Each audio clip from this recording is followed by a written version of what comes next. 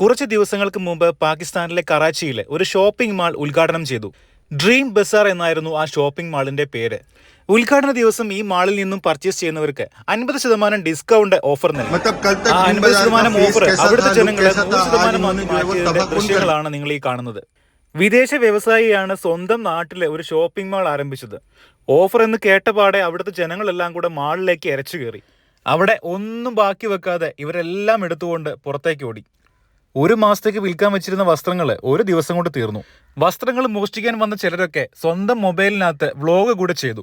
ഇങ്ങനൊരു ദുരന്തം സംഭവിക്കുമെന്ന് ഈ മാളിന്റെ ഓണർ സ്വപ്നത്തിൽ പോലും ചിന്തിച്ചിട്ടുണ്ടാവില്ല. വസ്ത്രങ്ങൾ മാത്രമല്ല പോയത്, ഈ മാളിനകത്ത് വിൽപ്പനയ്ക്ക് വെച്ചിരുന്ന മറ്റെല്ലാ വസ്തുക്കളും ഇവര് അടിച്ചുകൊണ്ട് പോയി. എന്തായാലും ഇത് ഷോപ്പുകളും ഷോപ്പിംഗ് മാളുകളും ഒക്കെ തുടങ്ങുന്നവർക്ക് ഒരു വലിയ പാഠമാണ്. ഇതുപോലുള്ള വലിയൊരു ജനത്തിരക്ക് വരികയാണെന്നുണ്ടെങ്കിൽ അവിടെയുള്ള എല്ലാ വസ്തുക്കളും ഒറ്റ ദിവസം കൊണ്ട് തന്നെ കാലിയാവും.